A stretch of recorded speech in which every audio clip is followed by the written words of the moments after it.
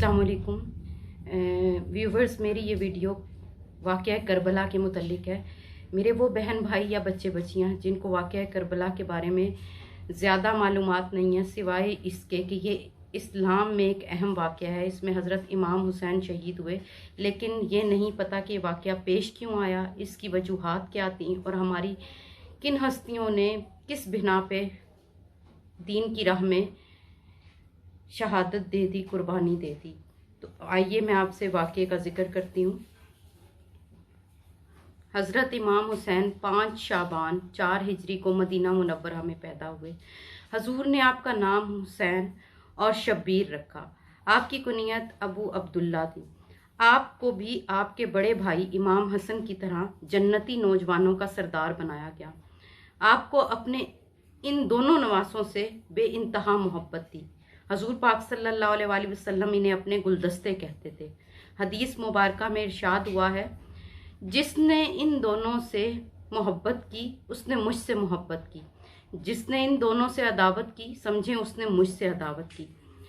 आपकी विलादत के साथ ही आपकी शहादत की भी खबर हजूर पाक सल्लल्लाहु अलैहि वसल्लम को मिल चुकी थी कि आपके फर्जंद इमाम हुसैन ज़मीन तिफ में शहीद किए जाएंगे, और ये इस मक्तल की खाक है जहां वो शहीद किए जाएंगे। तिफ कूफा के करीब एक मुकाम का नाम है जिसे करबला भी कहते हैं। इस तरह सबको मालूम हो गया कि आपका मशहद करबला है। हज़रत इमाम हुसैन बड़े होते गए, जज्बा जानिसारी में रोज़ अफजों इजाफा होता चला गया। ये शहादत का कमाल है। ऐसा ऐलान हुआ कि अपने पराये सब जान गए, मुकाम से आगाह हो गए। हक का तालिब मौला की रज़ा के आगे सरे तस्लीम खम किए हुए है। कभी वहशत परेशानी इसके करीब नहीं आई, कभी इस मुसीबत से खल्लासी उसने नहीं चाही, और कभी ना ही उसने किसी किस्म की परेशानी का इजहार किया। इंतज़ार की सातें शौक से गुजारते गए। यजीद बहुत तंदखू, फासिक, फाजिर, शराबी, बदकार, जालिम है, बेअदब, गुस्ताख और बेदीन था।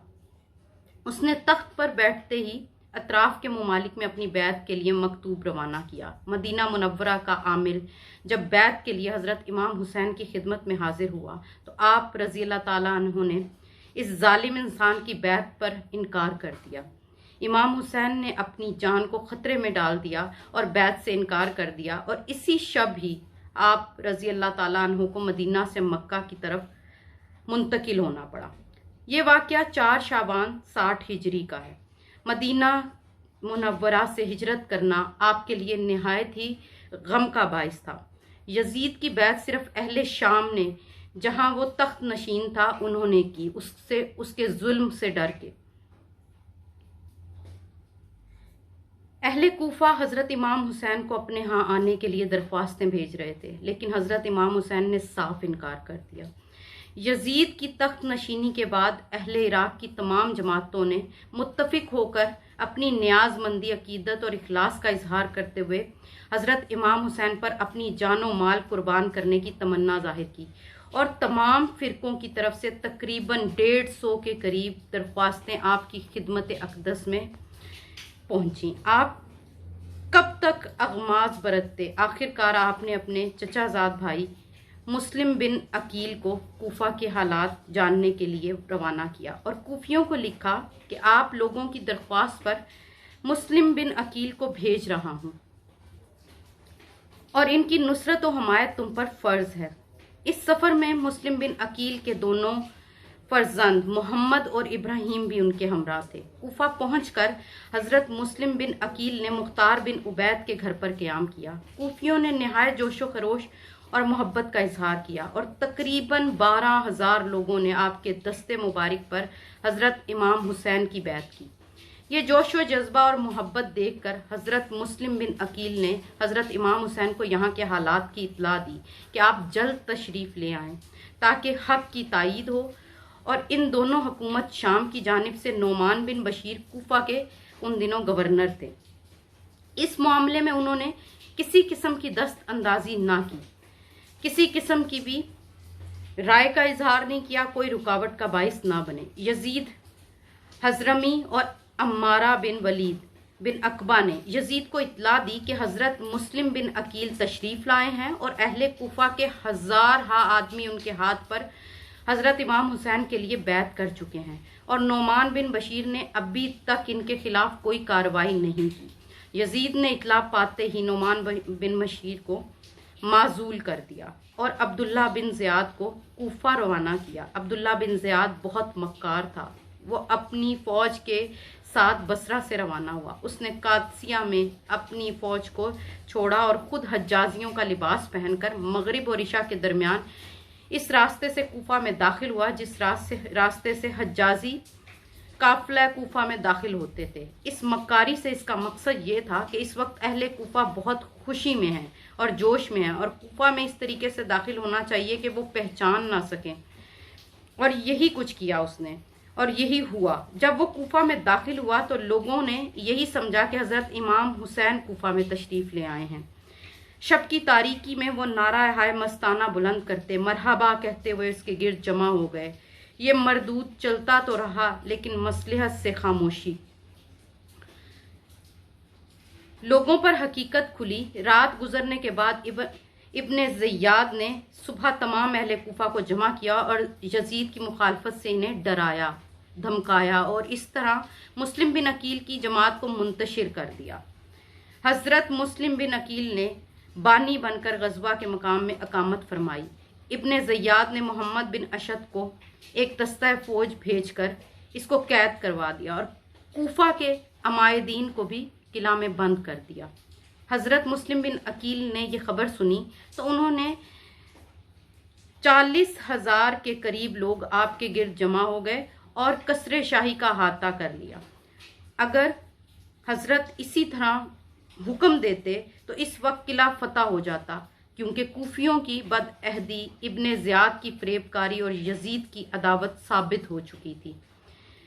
फिर भी आपने लश्कर को हमला का हुक्म ना दिया, मुसलमानों की खून रेजी ना हो सके और गुफ्तगू से सुलह की कोई सूरत निकल आए। दुश्मन ने इसका फ़ायदा उठाया और किला में कैद हज़रत मुस्लिम बिन अकील का लश्कर मुंतशिर होते हुए मगरिब की नमाज के बाद कोई भी इनके साथ बाकी ना रहा। इस मुसाफरत में वो तन्हा रह गए। तुआ नामी एक औरत ने इसलिए आप रज़ी अल्लाह ताला अन्हों को अपने घर में रखा, लेकिन इसके लिए इसके बेटे ने कोतवाल शहर मोहम्मद इब्ने अशद को खबर कर दी। वो मक्कारी से इनको मसालियत के बहाने उबैदुल्लाह बिन ज़ियाद के पास लेकर रवाना हुआ। तैग जन दरवाजे के दोनों पहलुओं में छुपे हुए थे। जूं ही वो दरवाजे में दाखिल हुए, तलवारों के वार से बनी हाशिम के मजलूम मुसाफिर को शहीद कर दिया और साथ ही इनके दोनों साहबजादों को भी तैग सितम से शहीद कर दिया। इस रोज़ मक्का से हज़रत इमाम हुसैन कूफा की तरफ रवाना हो रहे थे। सहाबा कराम इस सफ़र को मुलतवी करने के लिए इसरार करते रहे, मगर कूफियों की दरख्वास्त को रद्द करना और उनकी दिल शिकनी करना आपको गवारा ना हुआ और हज़रत इमाम हुसैन आली मकाम ने 3 ज़िलहज 60 हिजरी को अपने अहले बैत मवाली और ख़दाम कुल बेहतर नफूस के हमरा इराक़ का सफ़र इख्तियार किया। आप रज़ी अल्लाह ताला अन्हु अलिया में थे कि आपको कूफियों की बदअहदी और हज़रत मुस्लिम बिन अकील की शहादत की खबर मिली और इस वक्त बनु अकील ने जोश में आकर कहा, खुदा की कसम हम सरजमीन कूफा को इस वक्त तक ना छोड़ेंगे जब तक अपने भाई मुस्लिम के खून का बदला ना लेंगे। ये सुनकर इमाम हुसैन ने वापसी का इरादा तर्क करके सफ़र जारी रखा। जब कूफा 2 मंजिल रह गया तो यहाँ हर बिन यजीद या ही 1000 मुसल्लह अफवाज के साथ आपको गिरफ्तार करने के लिए भेजा गया। ज़ुहर के वक्त आपने अजान का हुक्म दिया। नमाज के बाद आप दस्ता हुर के सामने तशरीफ़ ले गए और फरमाया, ऐ लोगों, मैं तुम लोगों से माजरत करता हूँ, लेकिन मैं खुद यहाँ नहीं आया। मेरे पास तमाम खतूत और कासिद पहुँचे कि हमारा कोई इमाम नहीं, आप आए। मुमकिन है कि आपके ज़रिए अल्लाह हमें राह रास्त अता फरमा दे। अगर तुम लोग अपने अहद और बैत पर कायम हो तो मैं तुम्हारे शहर में दाखिल हूँ, वरना यहीं से वापस चला जाऊँ। حر کے دل میں خاندان نبوت اور اہل بیت کی عظمت ضرور تھی، مگر وہ بن زیاد کے حکم کے ہاتھوں مجبور تھا، جس کی وجہ سے وہ اپنی بات پر اڑا رہا، یہاں تک کہ حضرت امام حسین کو کوفہ کی راہ سے ہٹا کر کربلا میں نزول فرمانا پڑا۔ یہ محرم 61 ہجری کی دوسری تاریخ تھی۔ آپ نے اس مقام کا نام دریافت کیا تو معلوم ہوا کہ اس مقام کو کربلا کہتے ہیں۔ ابھی خیمہ زن ہی نہ ہوئے تھے کہ حضرت امام حسین کی خدمت میں ابن زیاد کا مکتوب پہنچا، جس میں یزید کی بیعت طلب کی گئی۔ آپ رضی اللہ تعالیٰ عنہ نے قاصد کو جواب دیا، میرے پاس اس خط کا کوئی جواب نہیں۔ اس جواب سے ابن زیاد کا طیش اور زیادہ بڑھ گیا۔ اس نے مزید فوج عمرو بن سعد جو رے کا گورنر تھا کی سپہ سالاری میں روانہ کر دی۔ یہ تمام لوگ حضرت امام حسین کی عظمت و فضیلت کو اچھی طرح پہچانتے تھے۔ اس نے حضرت امام حسین سے مقابلہ سے گریز کرنا چاہا، مگر ابن زیاد نے اسے مجبور کیا، حکومت کی لالچ دی، اس کو آمادہ جنگ کر لیا۔ 72 آدمی، جن میں بیویاں، بچے، بیمار سبھی شامل تھے، جن کے پاس نہ سامان حرب اور نہ ارادہ جنگ، اور 22,000 کی فوج ان کے سامنے کھڑی تھی۔ 7 محرم کو فرات کا بے حساب پانی باطنوں نے خاندان رسالت پر بند کر دیا۔ بھوکو پیاس سے سب بےتاب تھے اور سب ناتواں ہو گئے۔ 3 دن گزر گئے مگر مصائب کا ہجوم ان کی عظمت کو متزلزل نہ کر سکا۔ 10 محرم تک یہی حالات رہے کہ امام حسین بیعت کر لیں گے، مگر آپ نے مسلمانوں کی تباہی و بربادی کو گوارا نہ کیا۔ گھر لٹانا اور خون بہانا منظور کر لیا، مگر اسلام کی عظمت میں فرق آنے نہ دیا۔ اب امام حسین کو یقین ہو گیا کہ کوئی بھی صورتحال صلح کی نظر نہیں آ رہی۔ یہ لوگ شہر میں داخل ہوتے جا رہے ہیں اور نہ یہ واپس جانے دیں گے، نہ شہر میں داخل ہونے دیں گے۔ اس لیے اب جنگ کو روکنے کا کوئی طریقہ نہیں۔ اس وقت حضرت امام حسین نے اپنے خیموں کے گرد ایک خندق کھودنے کا حکم دیا۔ خندق کھودی گئی اور اس کے ایک طرف راہ رکھی گئی جہاں سے نکل کر دشمن سے مقابلہ کیا جا سکے، اور خندق میں آگ لگا دی گئی تاکہ اہل خیمہ دشمنوں کے ایذا سے محفوظ رہ سکیں۔ 10 محرم کا قیامت خیز دن طلوع ہوا، جمعہ کا دن تھا۔ حضرت امام عالی مقام نے اہل بیت اور تمام رفقا کے ساتھ فجر کی نماز ادا کی۔ نماز کے بعد اپنے خیمے میں تشریف لائے۔ اہل بیت 3 دن سے بھوک سے نڈھال، ایک قطرہ آب میسر نہیں تھا۔ پھر بے وطنی، تیز دھوپ، گرم ریت، صحرا کی ہوا، پہاڑ توڑنے والی گرمی، سامنے 22,000 کا لشکر، مگر عزم و ہمت اور پائے استقلال میں لرزش نہیں آئی۔ جنگ کا نکارہ بجا دیا گیا۔ امام حسین نے اس وقت ایک خطبہ بھی ارشاد فرمایا تھا تاکہ حجت تمام رہے۔ پھر جنگ کا آغاز ہو گیا۔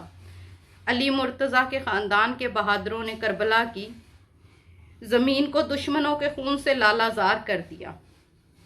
اس طرح خاندان امام حسین کے نوجوان نے اپنی بہادری کے جوہر دکھا دکھا کر امام پر قربان ہوتے چلے گئے۔ تمام شہزادے شہید ہوتے چلے گئے۔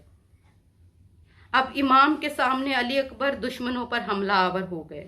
شہزادہ اہل بیت کا حملہ نہیں عذاب الہی تھا، ایک ہی وار میں کئی لوگوں کو زیر کر دیا۔ پیاس کی شدت، دھوپ کی تمازت اور لشکر جرار نے چاروں طرف سے گھیر لیا اور ان کو تلواروں سے، تیروں سے زخمی کر دیا اور ان کو خیمے میں لے آئے، ان کا سر گود میں رکھا، اور حضرت امام حسین نے آسمان کے دروازے کھلے ہیں بہشتی فرمایا، آسمان کے دروازے کھلے ہیں، بہشتی حوریں شربت کے جام لیے انتظار کر رہی ہیں، اور یہ کہا کہ تم سیدھا جنت میں جانے کے لیے شہید ہوئے ہو، اور پھر یہ جان اللہ کو سپرد کر دی۔ اہل بیت کے قافلے میں سناٹا چھا گیا۔ پھر امام حسین مارکہ جنگ و جدل کے لیے تیار ہوئے۔ امامہ رسول خدا سر پر باندھا، مصری قبا پہنی، امیر حمزہ کی سپر پشت پر رکھی، حیدر کرار کی تلوار حمائل کی، اور گھوڑے پر سوار ہوئے، رضائے الہی پر اپنے سامنے سپرد خدا کر کے میدان کی طرف رخ کیا۔ ایک بار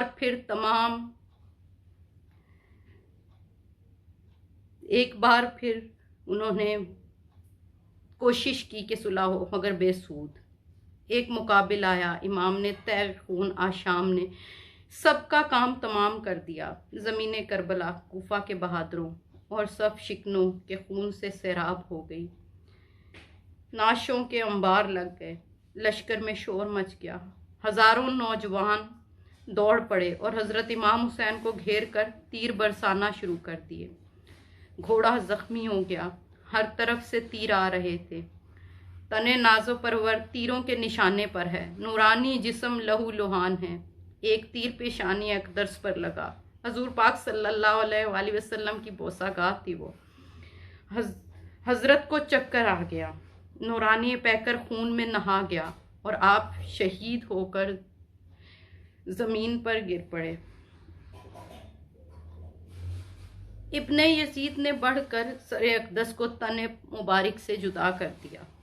روایت ہے جب امام حسین شہید کر دیے گئے تو آسمان سے خون برسا، اور اس روز بیت المقدس پر جو پتھر اٹھایا جاتا تھا اس کے نیچے تازہ خون ملا۔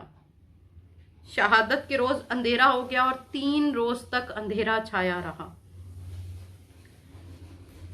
امام حسین نے حق پر ثابت قدم رہتے ہوئے مقابلہ کیا اور آنے والی نسلوں کے لیے